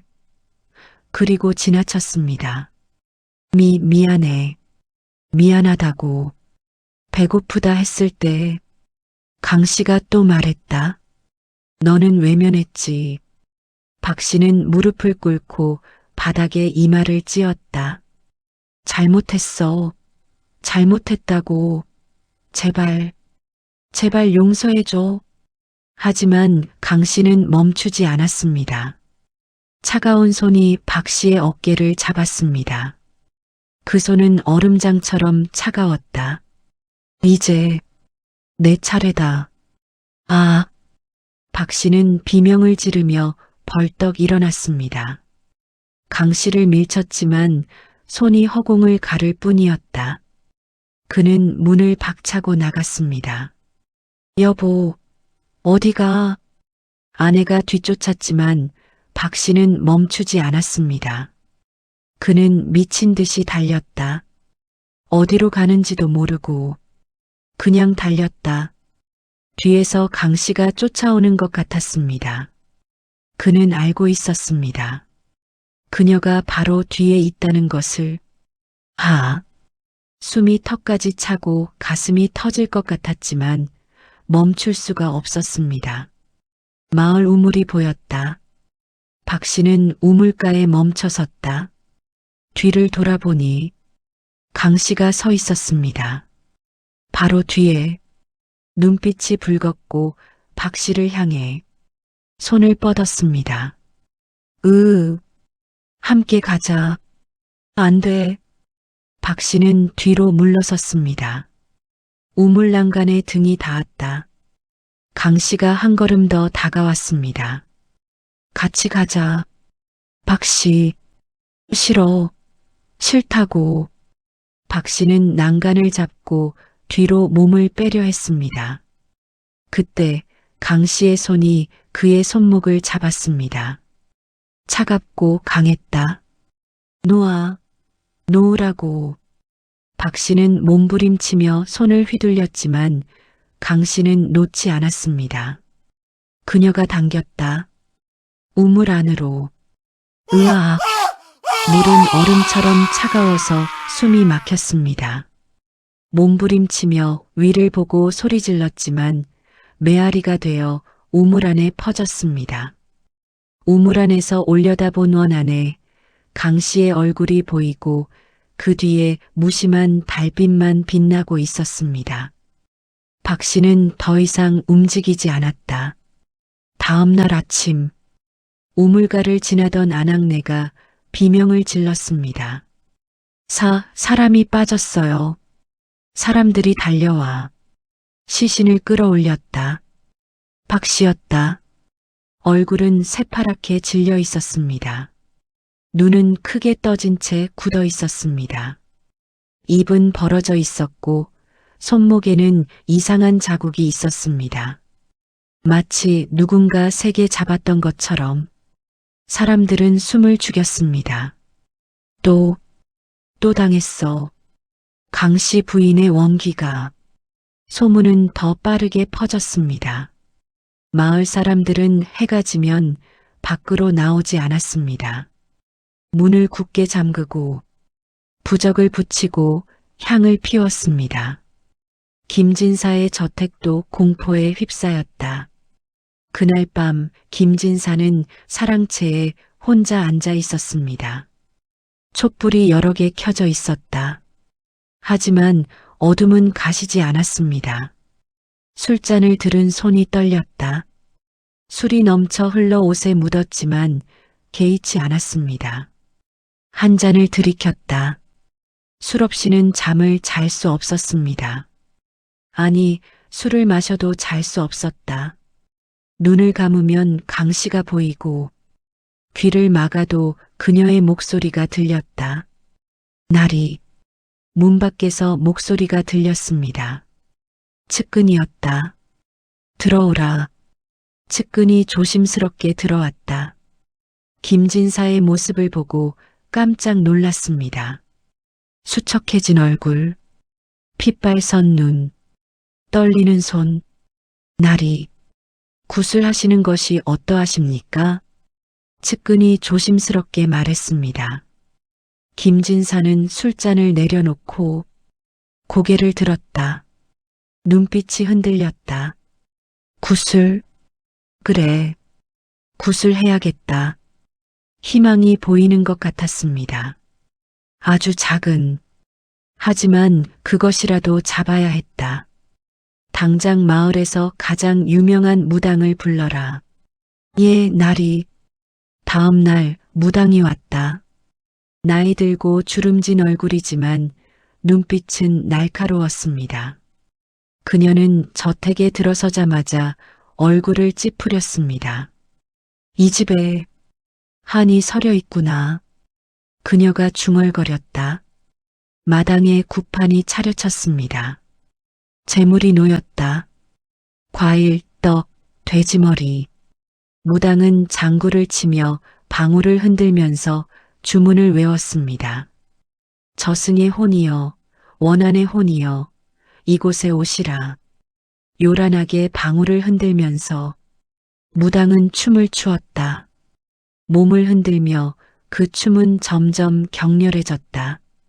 그리고 갑자기 멈췄다. 몸이 뻣뻣해지고 눈이 뒤집혔다. 신음이 흘러나왔다. 목소리가 낮고 차갑게 변했습니다. 원한이 깊다. 무당이 말했다.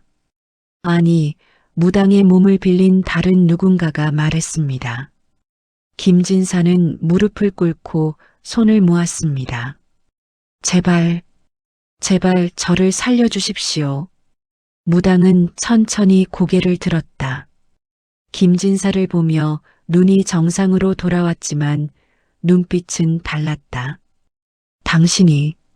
무당이 손가락으로 김진사를 가리켰다. 손이 떨렸다. 강씨 부인을 죽였군요. 김진사는 고개를 숙였다. 나는 그 여인의 한이. 무당의 목소리가 떨렸습니다. 하늘을 찌릅니다. 그녀는 고개를 저었다. 무당은 눈물을 흘렸다. 강씨의 눈물인지 알 수 없었다.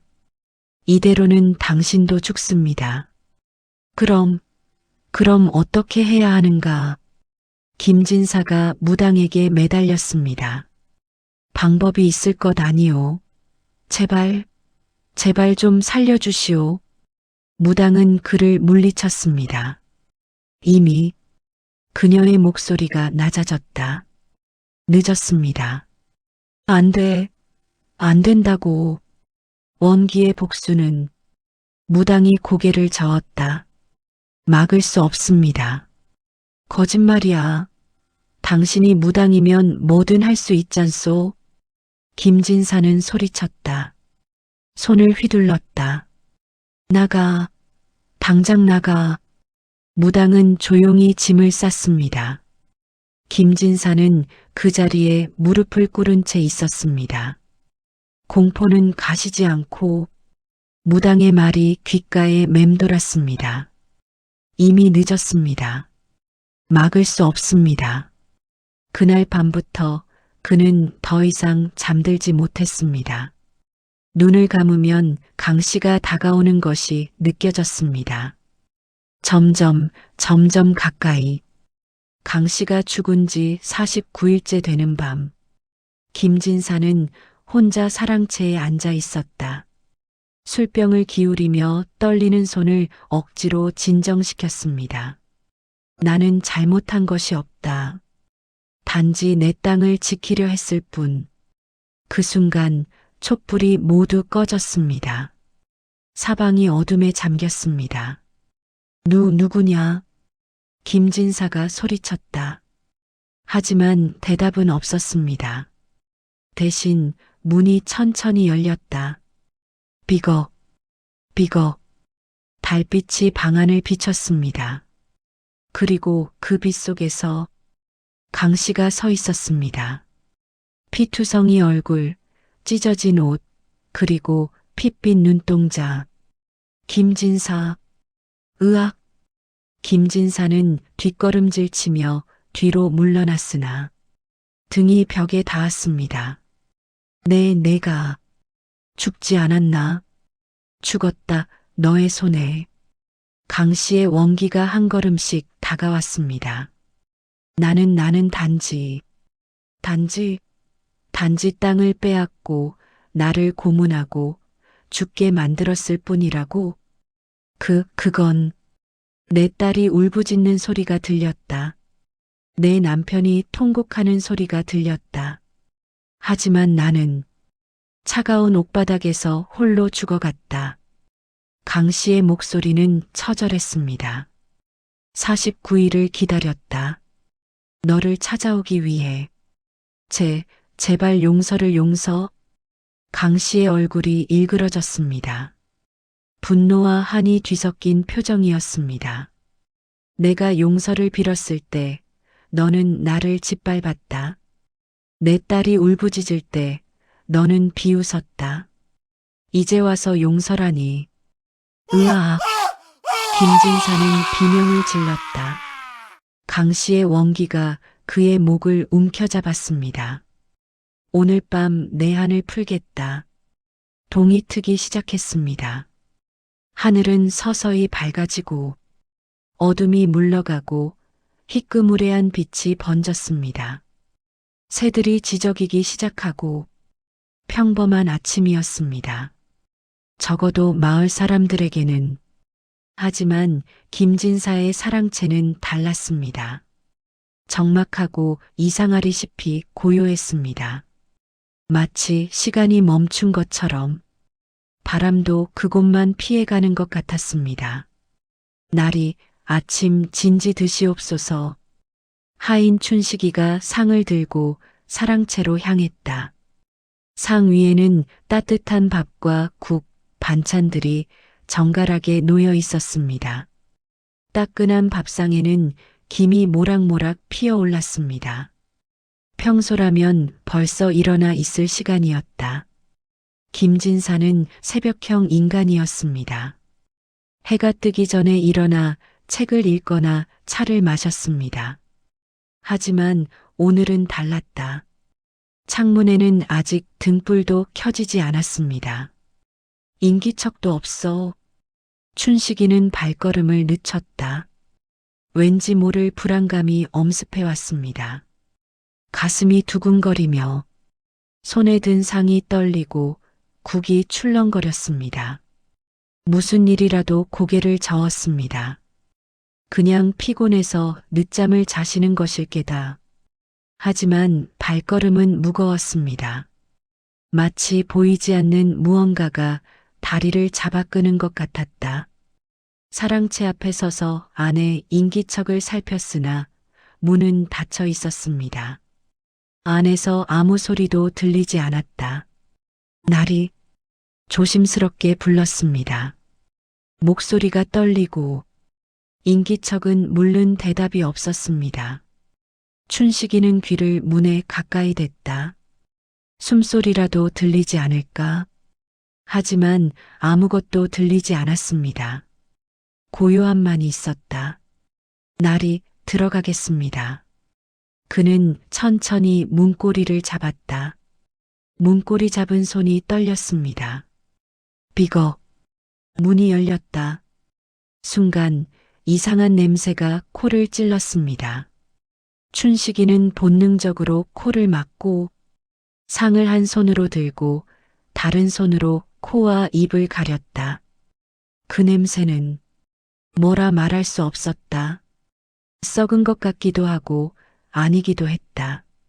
죽음의 냄새? 아니, 그보다 더 불길했습니다. 차갑고 무겁고 악취라기보다는 공포에 가까운. 춘식이는 한 발 안으로 들어섰습니다. 어두웠다. 촛불은 모두 꺼져 있었다. 창문도 닫혀 있었다. 희미한 새벽빛만이 문틈으로 스며들었습니다. 눈이 적응하기 시작했습니다. 방 안은 난장판이었습니다. 서안은 뒤집혀 있었고 벼루와 붓이 바닥에 널브러져 있었습니다. 먹물이 쏟아져 바닥을 검게 물들였다. 술병들이 굴러다녔습니다. 하나, 둘, 셋. 10개가 넘었다. 모두 비어 있었고 술 냄새가 진동했습니다. 병풍은 넘어지고 책들은 찢어져 있었습니다. 마치 누군가 미친 듯이 방을 휘젓고 간 것 같았습니다. 그리고 벽 옆에 김진사가 앉아 있었다. 벽에 등을 기댄 채, 다리를 뻗은 채, 미동도 하지 않았습니다. 나리, 춘식이는 상을 문 옆에 내려놓았다. 춘식은 달려가 무릎을 꿇었다. 나리, 나리, 손을 뻗어 어깨를 흔들었습니다. 그 순간, 으악, 춘식이는 비명을 질렀습니다. 뒤로 넘어졌다. 엉덩이가 바닥에 부딪혔습니다. 김진사의 몸은 차갑고 굳어 있었습니다. 얼굴은 말로 표현할 수 없을 만큼 일그러져 있었습니다. 눈은 부릅뜨고 크게 터질 것처럼 핏발이 서 있었다. 아니, 핏발이라기보다는 눈 전체가 붉었습니다. 핏물이 고인 것처럼 보이고 그 눈은 어딘가를 응시하고 있는 것 같았습니다. 정면 너머 무언가 끔찍한 것을 본 것처럼. 입은 크게 벌어져 있었고 혀가 삐져나와 턱이 떨어질 듯 벌어져 있었습니다. 건조해서 갈라져 마치 비명을 지르다가 그대로 굳은 것 같았습니다. 소리 없는 비명, 영원히 끝나지 않을 비명. 얼굴에는 땀이 흥건히 젖어 있었습니다. 식은 땀, 죽기 직전까지 흘렸던 공포의 땀. 손은 가슴을 움켜쥐고 있었다. 옷을 세게 잡아찢고 손톱이 옷감을 파고들었습니다. 마치 심장을 꺼내려는 것처럼 목에는 핏줄이 튀어나와 있었습니다. 춘식이는 뒤로 물러섰다. 손과 발로 기어서 가면서 소리치는데 소리는 입 밖으로 나오지 않았습니다. 숨이 막히고 심장이 미친 듯이 뛰었다. 사람. 목소리가 나오지 않았습니다. 사람 살려. 간신히 목소리를 짜냈다. 사람 살려. 이번엔 소리를 질러. 목이 찢어지는 것 같았다. 나리께서 돌아가셨다. 그의 비명이 아침 공기를 갈랐다. 새들이 놀라 날아올랐습니다. 푸드득 날갯짓 소리가 들리고 하인들이 달려왔습니다. 무슨 일이냐? 나리가. 춘식이는 떨리는 손으로 가리켰다. 하인들이 방 안을 봤습니다. 그리고 얼어붙었다. 누군가는 입을 막고 구역질을 하며 누군가는 뒤로 물러섰습니다. 누군가는 그 자리에 주저앉고 다리에 힘이 풀렸습니다.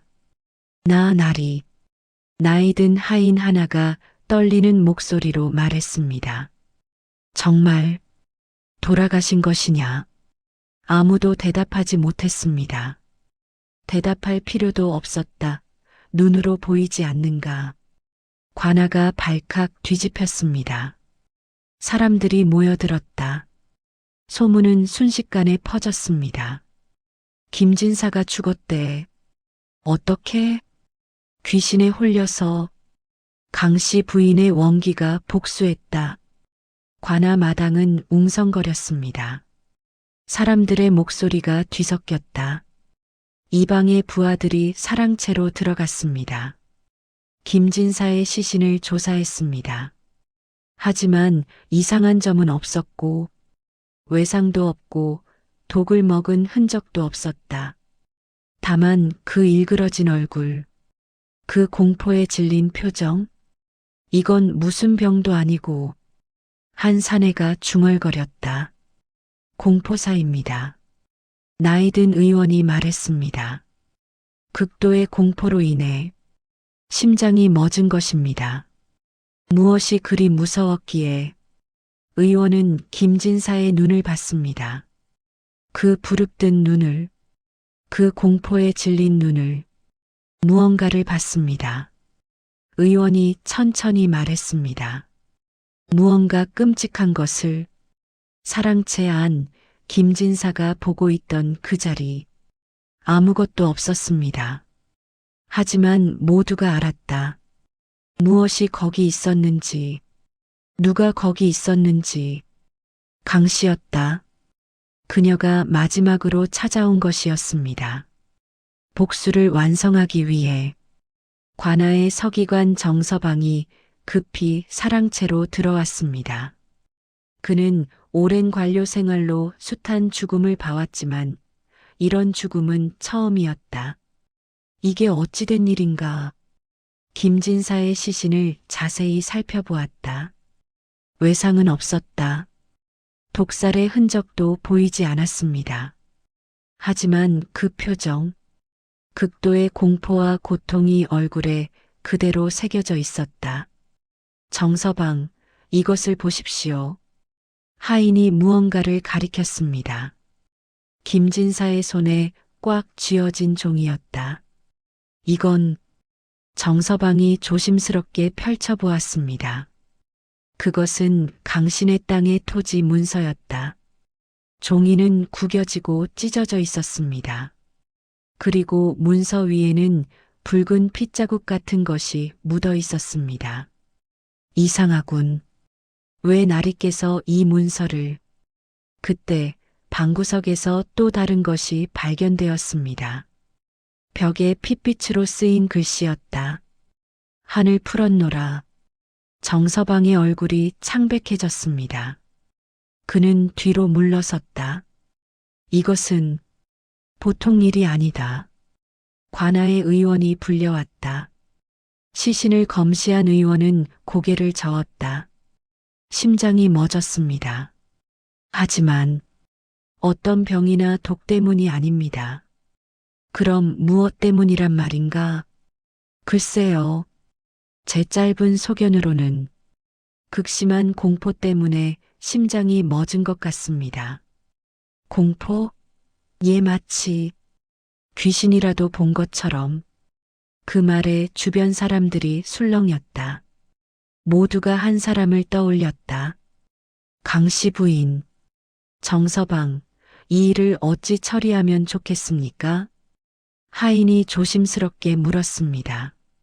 정서방은 한참을 고민하다가 말했다. 급사로 처리한다. 다른 말은 꺼내지 말고. 하지만 명령이다. 이 일이 밖으로 새나가면 관아의 위신이 땅에 떨어진다. 하지만 비밀은 오래가지 못했습니다. 소문은 이미 마을 전체로 퍼지고 있었습니다. 들었어? 김진사가 강씨 부인한테 당했다더라. 그러게 49일째 되는 밤에 원기가 찾아왔다던데. 활활 잘 됐다. 그 악독한 놈이 결국 벌을 받은 거야. 주막에서 사람들이 수군거렸다. 하지만 그 속에는 두려움도 섞여 있었습니다.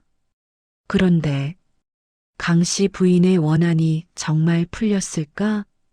글쎄, 그렇게 억울하게 죽었는데. 마을 어귀의 정자에서는 늙은이들이 모여 앉아 이야기를 나누었습니다. 이건 단순한 복수가 아니야. 하늘이 내린 징벌이지. 맞아. 탐관오리의 악행이 하늘을 찔렀으니 앞으로는 관리들도 함부로 백성을 괴롭히지 못할 게야. 한편 강 씨의 집에서는 박철수가 아내의 영정 앞에 앉아 있었다. 딸 소희는 아버지 옆에서 조용히 울고 있었습니다. 여보, 당신의 한이 풀렸다는 소문을 들었소? 박철수의 목소리는 떨렸다. 김진사가 죽었다고 하오. 당신이 찾아갔다고 하더군. 소희가 아버지를 올려다보았습니다.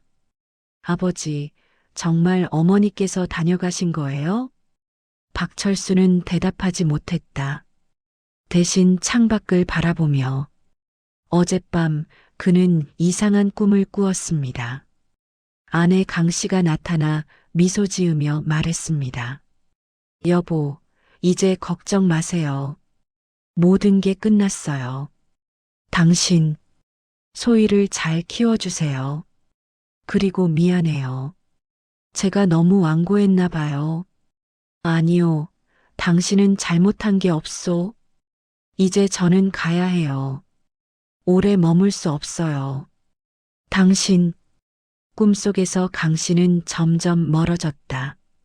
밝은 빛 속으로 사라져갔다. 박철수는 꿈에서 깨어나 눈물을 흘렸습니다.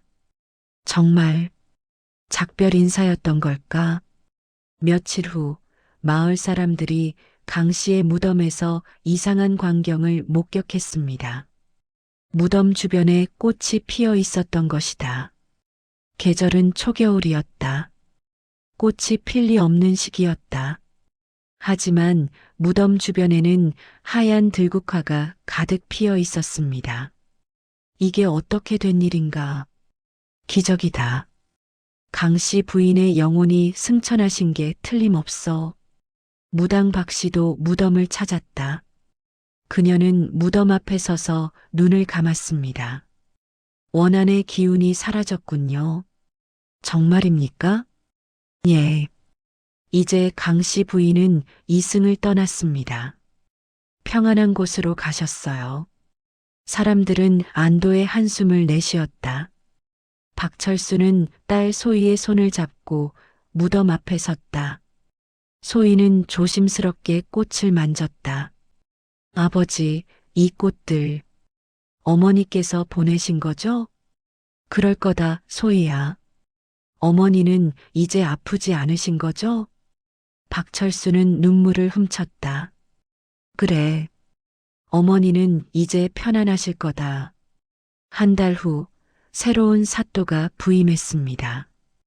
이번에는 나이 지긋한 선비였습니다. 백발의 온화한 인상의 노인이었다. 마을 사람들은 불안한 마음으로 그를 맞았습니다. 또다시 김진사 같은 탐관오리가 오는 건 아닐까? 새 사또는 관아 마당에 선 백성들을 바라보았습니다. 그리고 깊이 절했습니다. 본관의 이름은 이판서라 하오. 이곳의 전임 사또가 어떤 악행을 저질렀는지 조정에서도 다 알고 있소. 백성들이 술렁였다. 본관은 그 죄를 바로잡기 위해 왔소. 부당하게 징수된 세금은 돌려드리겠소.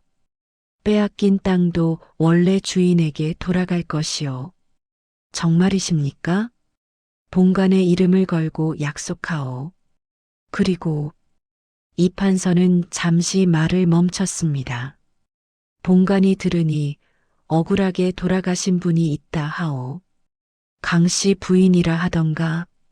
박철수가 앞으로 나섰다. 소인의 아내옵니다, 나리. 그러하오. 본관이 직접 제사를 지내드리겠소. 그리고 강 씨 부인의 억울함을 기록으로 남기겠소. 후세에도 이런 일이 없도록 말이오. 박철수의 눈에 눈물이 고였습니다. 나리, 감사합니다. 마을 사람들도 눈시울을 붉혔습니다. 마침내 정의가 바로 선 것이다. 보름달이 뜬 밤 관아에서 강 씨를 위한 제사가 열렸습니다. 제단에는 정갈한 음식들이 놓였고 향이 피어올랐다. 이판서가 직접 제문을 읽었습니다. 하늘이시여, 억울하게 죽은 강씨 부인의 넋을 위로하소서. 그녀는 조상의 땅을 지키려다 탐관의 손에 죽었나이다. 제문을 읽는 이판서의 목소리는 떨렸습니다. 이제 그 원한이 풀렸으니 부디 편히 쉬소서. 당신의 억울함은 기록되어 영원히 남을 것이요. 박철수와 소희도 제단 앞에 무릎을 꿇었습니다. 어머니, 소희의 작은 목소리가 밤 공기를 타고 퍼졌습니다. 그 순간 이상한 일이 일어났다. 제단의 촛불이 일제히 크게 타오르며 그리고 따뜻한 바람이 불어왔습니다. 거친 겨울바람이 아니라 봄날의 따스한 바람 같았습니다. 이건 사람들이 놀라 주변을 둘러보았습니다. 무당 박 씨가 조용히 말했습니다. 강 씨 부인께서 고마워하시는 겁니다. 촛불은 천천히 안정을 찾았다. 하지만 그 따스한 기운은 한동안 제단 주변을 맴돌았습니다. 이판서는 제사를 마치고 박철수에게 다가갔다. 박서방, 이것을 받으시오. 그것은 토지 문서였습니다. 강신의 땅의 정식 문서였다. 나리, 이제 이 땅은 다시 그대의 것이오. 아무도 빼앗을 수 없소. 박철수는 떨리는 손으로 문서를 받았습니다. 나리의 은혜, 잊지 않겠습니다. 겨울이 지나고 봄이 왔습니다. 박철수는 딸 소희와 함께 논에 나갔다. 되찾은 땅이었다. 소희야, 모내기를 도와줄 수 있겠니? 네, 아버지. 소희는 씩씩하게 대답했습니다. 비록 어린 나이였지만 이제는 제법 일손을 도울 수 있었다. 박철수는 땅을 바라보았습니다. 아내가 그토록 지키려 했던 땅. 여보, 보고 있소? 우리가 이 땅을 지켜냈소. 봄바람이 불었습니다. 따스하고 부드러운 바람이었다. 논두렁에는 강 씨의 무덤에서 봤던 것과 같은 하얀 들국화가 피어 있었습니다. 아버지, 저 꽃 좀 보세요. 소희가 신기한 듯 꽃을 가리켰다. 아름답구나. 어머니께서 보내신 거죠? 박철수는 미소 지었다. 그럴 거다. 어머니가 우리를 지켜보고 계신 거야. 그들은 함께 모내기를 시작했습니다. 힘들었지만 마음은 평온했습니다. 저 멀리 마을에서는 새 사또의 지휘 아래 백성들이 웃으며 일하고 있었습니다. 더 이상 억울한 일도 부당한 수탈도 없었다. 마을은 조금씩 활기를 되찾고 있었습니다. 1년이 흘렀습니다. 강 씨가 죽은 지도 어언 1년. 마을은 완전히 달라져 있었다.